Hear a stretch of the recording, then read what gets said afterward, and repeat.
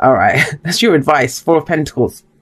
It's time to go big or go home, Virgo. That's kind of the message here. But I get it. I absolutely understand it now.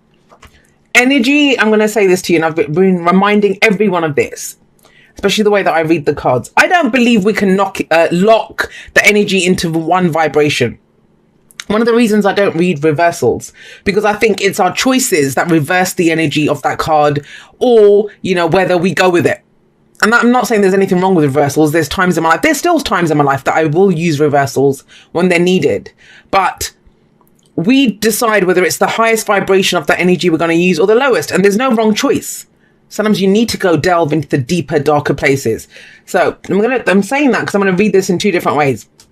The Knight of Pentacles he's the most hardworking knight. Your energy, this is the card for Virgo, it's Virgo energy. He shows up, he gets it done. He's the perfectionist. He's going to make sure that each step of that job or whatever he's trying to achieve, he gets it right. He gets it right. He's like, right, next step, have I done this right? Let me make sure all the I's are dotted, all the T's are crossed. Is this done? Done? Great, let's move on to the next step. So he's very methodical in the way that he works. But in that one step at a time, you know, staying true to the course, showing up every day, he gets the job done. And I always think he's the most reliable of the knights. The rest of them will get a new idea and run off, or something else inspires them, or they have a dream and they kind of lollygag around. But he gets it done. He's going to show up and do it. That's great. The darker side of the Knight of Pentacles is that he can hesitate unnecessarily. Why? Because he doesn't see the plan. He's like, I need a perfect plan before I can act on this. And sometimes the plan, it's going to pan out when you take that next step. So if you take that next step. So I always feel like the Knight of Pentacles needs to trust himself more, trust that he can bring that work ethic to any situation. He's going to make it happen. That there won't always be a perfect plan. And he doesn't always need the approval. Sometimes the Knight of Pentacles come when we're trying something new. That shows up with the Ace of Swords there. When we're kind of going in a different direction. So we're kind of feeling our way. We're learning something new. We're going in, you know, we're creating something new. And it's okay to stumble. It's okay to make mistakes. It's okay to be unsure of yourself because you're going in a different direction. It's not something that you're used to.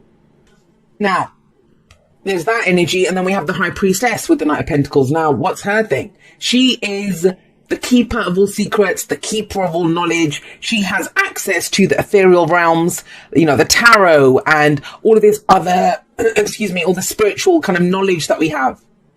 The Akashic records, the collective unconscious knowledge that we're all tapped into. She knows all of that. So when she shows up in your reading, she's telling you, you know which direction to put your effort into. You know where to go. You might not know it on a physical level. That's the Hierophant card. He's her representative on Earth, her earthly partner. But it's about what we do with it. Now, she's very passive energy. She doesn't always act on the knowledge. And when she shows up in your reading, she's telling you, you know, that's trust your gut feeling, trust your instincts. That's going to be frustrating for the Knight of Pentacles because he wants to see the physical results. He wants the physical plan, the guarantee of where am I going? What am I doing? So the great aspect of this is that some of you are going purely on faith, purely on your gut. You're still going, you're going slowly, but you're doing it purely on what you know, on what your faith is telling you, on what your instinct is telling you. Your intuition is key at this time. But others of you, you know that you could go faster. You know that, you just on that gut feeling, but you're not trusting it because you're thinking, well, it's not being shown to me. So it's going to be on that spectrum. Some of you are going to fall at the more kind of, I don't know what to do realm. And other people are going to be like, well, screw it. I kind of know it. I don't see it, but I'm just going to go give it a go. Now, interesting that the Wheel of Fortune comes up. Actually, hang on a second. Before I get to the Wheel of Fortune, let's talk about the Tower. I understand why you'd hesitate because you've had bloody shit crashing down around you for a while now. The Tower's coming up in the past. It's the foundation. Last week, last month, last year, it might be a series of Tower moments, that have been reverberating through your life. But I gave like a mini tarot lesson, actually. I was talking about this kind of part of the Major Arcana on Instagram. I think it was last week or the week before, where I was talking about this. And the Tower always frees us. The card before the Tower is the Devil. It's liberating, it's freeing. It doesn't always feel that way. It's like you might be kind of, even though you're bound up but it can feel like free falling, right? We're being pushed out of an aeroplane. Yeah, we're free, but it's that kind of thing of, what? No, I was okay in that aeroplane. You know, that kind of energy. So the Tower frees us, but it's where we're starting from scratch.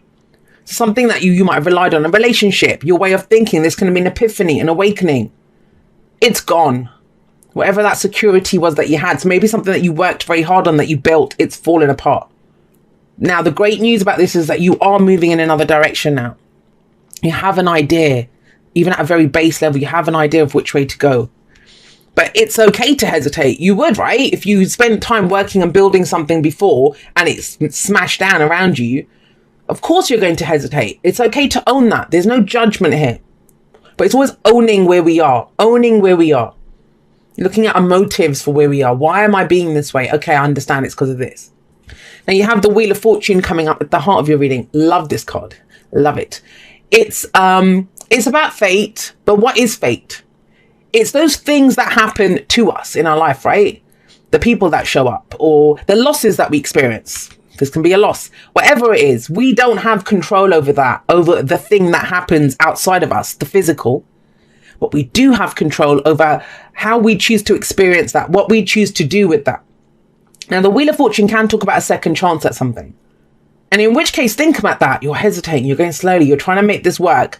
But at the back of your mind is going to be this. Because that's what the mind does. It's always historical. It goes back over, well, this happened last time and that happened. But it's not the same. That's what the Wheel of Fortune is telling you. It's telling you that wheel has turned. Just because it fell apart before doesn't mean it's going to now. The whole point of the Wheel of Fortune is we begin a new cycle here. The energy has shifted. It's changed now. There's new opportunities coming in for change, but we're asked to do them differently. We're asked to, come forward and take advantage of those opportunities in a different way. We've already had one go at this cycle. We learned whatever we needed to learn from that. And I do see the Knight of Pentacles as a student sometimes, even the Page of Pentacles as a student.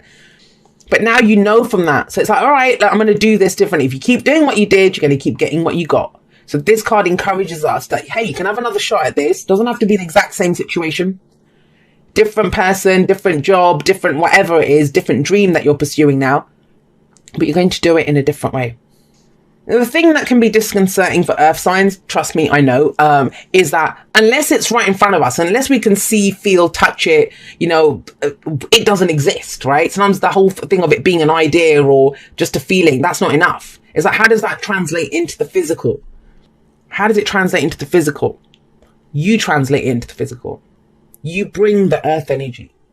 I have people say something, Libras say it to me all the time as well, that, I need balance. And I'm like, you are the balance. You are the balance.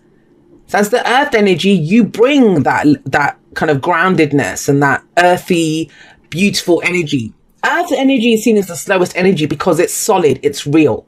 Thoughts can be fleeting, emotions can be fleeting. That inspiration comes up from nowhere. And yet to build something, to physically build it, that takes time. But you guys can do it. Now, of all of this, and we're being told, the time is now.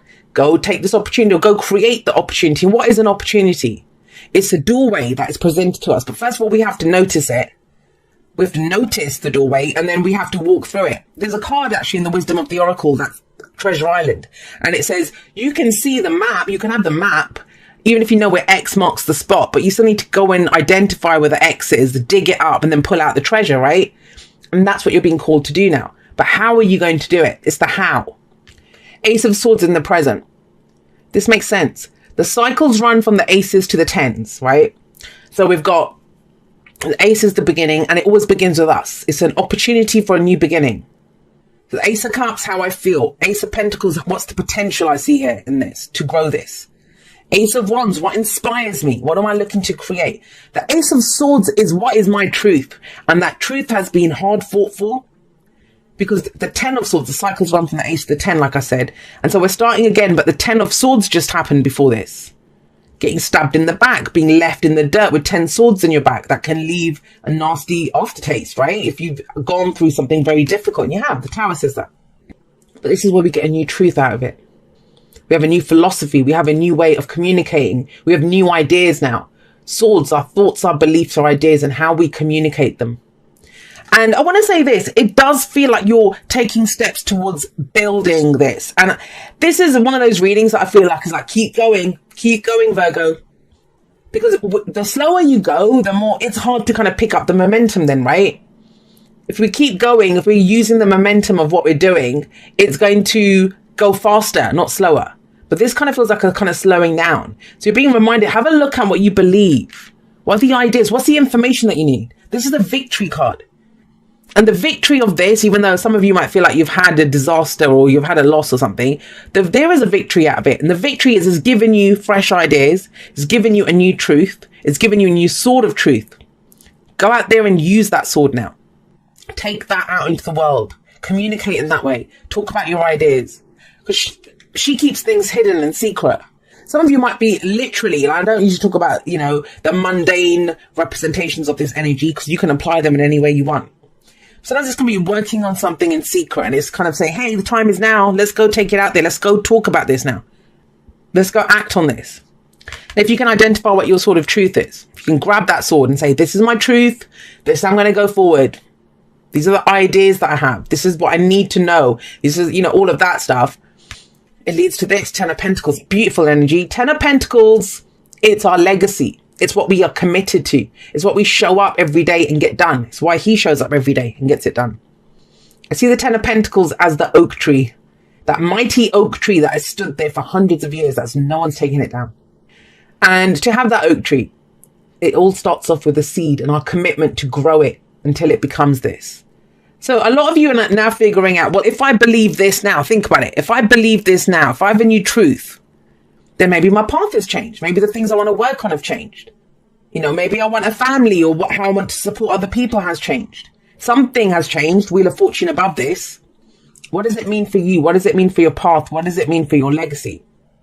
And it's the commitment to get it done. It's long-term security and stability, the 10 of Pentacles. So amazing, right?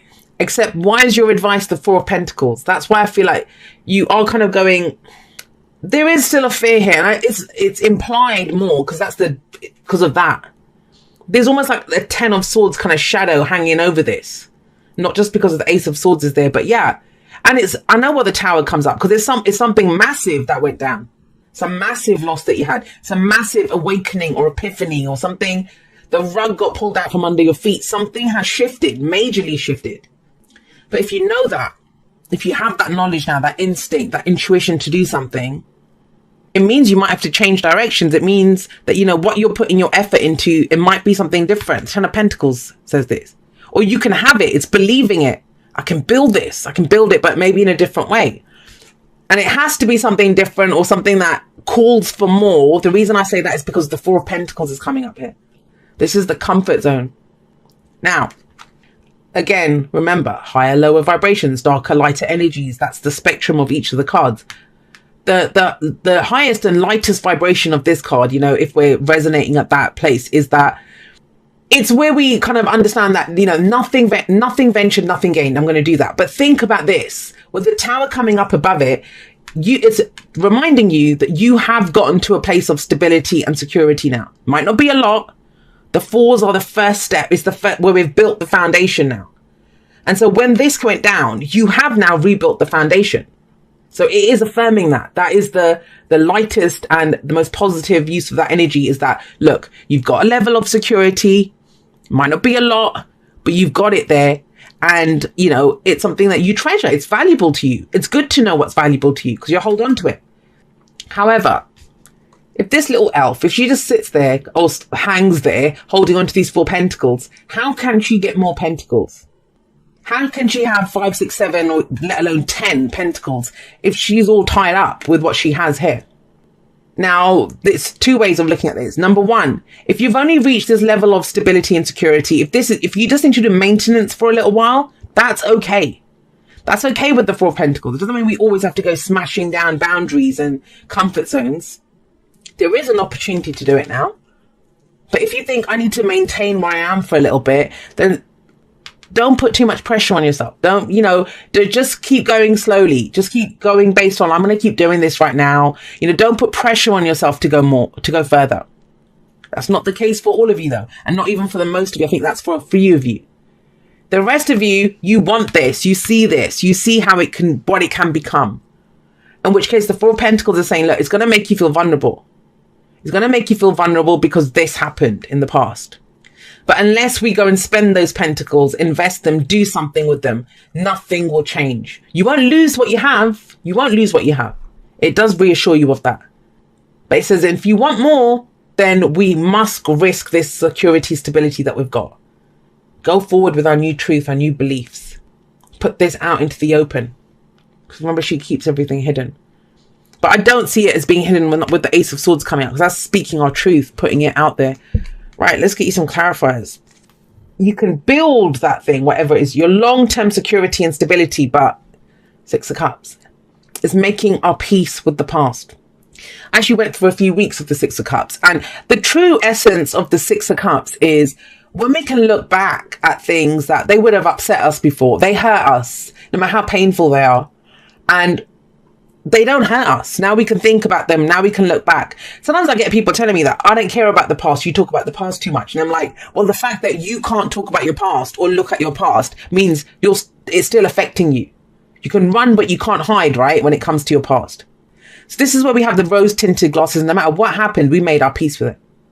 We can kind of understand how it changed us. It doesn't mean to say that it was an amazing thing that happened. It could have been something awful. But we think back to a time before the loss of innocence. That's what the Six of Cups is. And I love the Six of Cups in this deck because they're the same person. See by the hair, right? Same person. She's gone back to her younger self. And her younger self has a gift for her that helps her on her way. So this is that energy of, was there a dream? This kind of feels like revisiting an old dream sometimes when the Six of Cups comes up. Second chance at something that you really wanted before. And maybe you were kind of naive then. You didn't have the experience to kind of do it. Or do it in the way that you wanted to. But you made your peace with what happened. These are happy memories from the past. I do get a strong sense of like a second chance coming in for you, Virgo, at something. There we go. Two of Cups coming out. A lot of people have been getting this card as well. I think one of the other side, I think Gemini might have gotten this. Two of Cups is, have a look at it. It's that whole thing of connection, support, someone that you're deeply connected with. And especially when it comes up with this, it's like, why do you have to hold on? Why do you feel like you're alone? For some of you, this whole thing is around a relationship. That you were let down in a relationship, whether it's your, ex or your lover, romantic partner, a family member, your business partner, someone at work stabbed you in the back. Whatever it was, whatever caused this. Maybe you were trying to do it alone and that's what's different now. It's saying that, hey, maybe you can partner up with someone. Two of Cups is a profound connection, It's where you reconnect with someone. Someone's on the same page as you. They have their cup matches yours. But just because the two cups match, it doesn't mean that they behave in the same way, right? We can have the same emotions and feelings as someone else. Doesn't mean we're going to do the same thing. So there's a connection this card talks about, but it's what both people do with it. What they do with it. And so there could be a sense here, just on these two cards alone as the advice. It's like, look, how will you find that support? How will you find that relationship? How will you find that connection in whichever way, whether this is something going on, something that you want, or something that you desire? I say it all the time. My biggest Two of Cups in my life was a friendship. Nothing romantic ever happened between us. And he came in my life exactly when I needed him. But how will you find that if you're clinging to the tree? It's like she could be saying, hey, I have to do this all by myself. And it's like, well, honey, let go of the tree and go find someone. Like, it's that kind of energy. But I get it, because that happened the last time we tried this. But it's not the same. You're not the same. So there is love and support available to you. A second chance at something. You don't have to do it on your own. Love endures. Love does not give up or lose faith. Love is hopeful and withstands every situation. Now, that's not just love as in romantic love and a partnership. This is our ability to love endures. We don't, we might get a big knock in that one, but we can't lose faith. We can't lose faith in that. And the more we love and we find new things to love and, act out of love, speak from a place of love, make our peace with the past and come from a place of love, right? Connect with others. We'll find other people to love. We'll find other people that love the things that we love, that love us for exactly who we are, for speaking our truth. I said this today, actually, in a post on Instagram, you know, because I get it all the time. I had someone send me a message saying, hey, I don't mean to be rude, but I don't like the messages. Can you, like, they were demanding readings and stuff from me, which I'd only ever do what I want to do. And so I was talking about that, and I said, it doesn't, and she said, I love you at the end. Like, it was a very sweet message, demanding one. But, you know, she was being sweet about it. She wasn't hateful or nasty to me. And I said, you can put an infinite number of I love yous at the end of a message or whatever, right? But if you're saying, you know, do this, I love you, then what you're saying is, I will love you when you change. If you do what I want you to do, then I will love you. That's not love. That is not love. So, you know, hold those people close to you. I would say this, that who you can speak your truth and they accept you for that. And they don't put up with it. They love you because of who you are, not despite who you are. That's what love is. There we go. Ooh, I love it. You guys got the fates. And I always see this card as like the star card. It's that new beginning, the hope that comes from a new beginning. What is number 17? The tower's number 16. So it is like the star. It comes in after this. So let's be clear on something. This is what the fates is the serenity prayer. It's the serenity prayer. And what is the serenity prayer? It's God, the universe, source spirit, whatever you believe in, grant me the serenity to accept the things I cannot change, the courage to change the things that I can, and the wisdom to know the difference. So it's that whole thing. If we're going to go for this, let's go for it. If we're not going to go for it, if we just think that this is not, then we have to release it, let it go, so we can go focus on things that we do know that we want to work on. That's where this comes in. You will know that with the Ace of Swords. That is your truth. What are you going to do with that truth? What are you going to build with this truth? But the fates, the Wheel of Fortune, they're all saying this. If you want to do it, there's no time like the present. There's no time like the present. If you're not going to do it, then release it, let it go. But it's that thing, and I talked about this in a post that I did, and I talked about it in a podcast that I did as well, the last one that I did, where people are afraid to jump. They're on these piddly little rafts, and they're afraid to jump off into the sea, right? And it's fine. If you think that I'm safe here, I can do this, this is where I want to be, I want to stay safe, I want to maintain my stability, then that's amazing. But it's where we're not enjoying our raft, and we're kind of longing for something outside of there. And that will drive you nuts. It will drive you nuts.